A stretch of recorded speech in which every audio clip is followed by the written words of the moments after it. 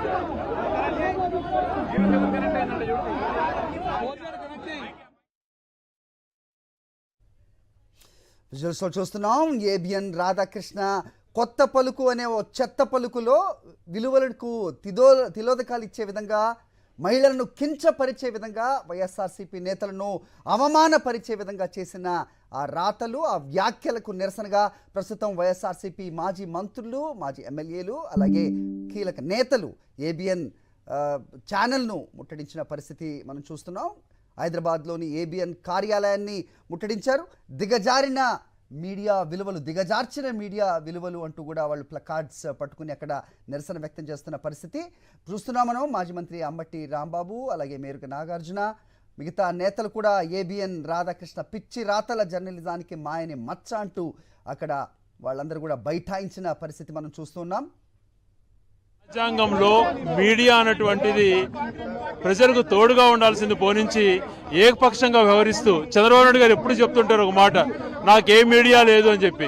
మరి ఇలాంటి బినామీలన్నింటినీ పెట్టుకొని ప్రత్యేక పార్టీ, రాజకీయంగా వ్యతిరేకించేటువంటి పార్టీలందరినీ కూడా ఈ రకంగా హేళన చేసి అవమానపరచడం చాలా దుర్మార్గం.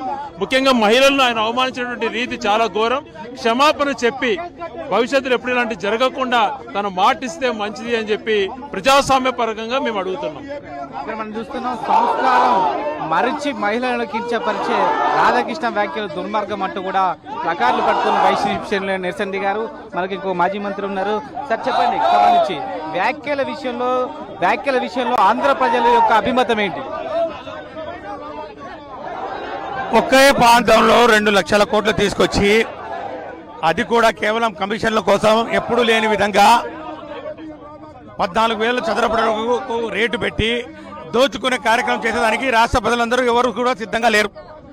అందుకే జగన్మోహన్ రెడ్డి గారు ఇచ్చినటువంటి 2వ ఆప్షన్ ఏదైతే ఉందో మావిగన్, దాని మీద ఈరోజు ప్రజలు ఎంతో ఆసక్తితో దాన్ని గమనిస్తూ ఉన్నారు. ఇలాంటి సమయంలో మరి ఈరోజు మేము చట్టం చేశాము, అమరావతి దీనికి రాజధాని చెప్పుకుంటున్నటువంటి ఈ కుటుంబ ప్రభుత్వం, తెలుగుదేశం పార్టీ ప్రభుత్వం మరి ఎందుకు భయపడతా ఉంది?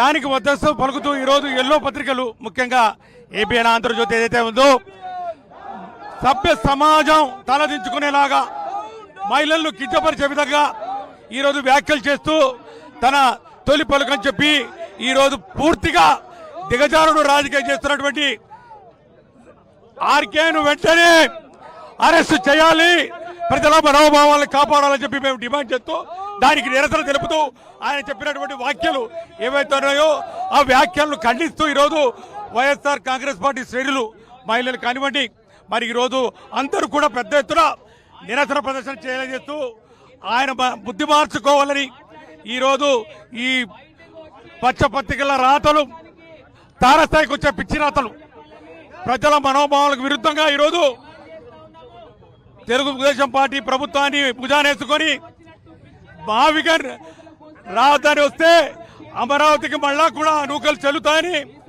ఇప్పటికే రైతాంగం ఎంతో వేదనతోటి వారికి రావాల్సినటువంటి ఆ డెవలప్ అయినటువంటి కమర్షియల్ భూములు కానివ్వండి, నష్టపరిహారం కానివ్వండి, కౌలు కానివ్వండి, ఏది కూడా అందని పరిస్థితుల్లో ఇంకొక 50,000 ఎకరాలు వస్తే కానీ నేను ఎయిర్పోర్ట్ కట్టను, రైల్వే స్టేషన్ కట్టనని చెప్తున్నటువంటి పరిస్థితుల్లో అందరూ కూడా ఈరోజు ఈ జగన్మోహన్ రెడ్డి గారి పిలుపు ఏదైతే ఉందో మావి గారికి పెద్ద ఎత్తున స్పందన కలుగుతా ఉంది. ఈ పరిస్థితుల్లో ఏబిఎన్ రాధాకృష్ణ చేసినటువంటి వ్యాఖ్యలు మహిళలను కించపరిచే విధంగా ఉన్నాయి, సభ్య సమాజాన్ని తలదించుకునే విధంగా ఉన్నాయి. మేము దీని అందరినీ ఖండిస్తూ బేషరత్తుగా ఏబిఎన్ రాధాకృష్ణ ఈ రాష్ట్ర ప్రజలకు మరి ముఖ్యంగా మహిళలకు క్షమాపణ చెప్పాలని చెప్పి మేము డిమాండ్ చేస్తాం.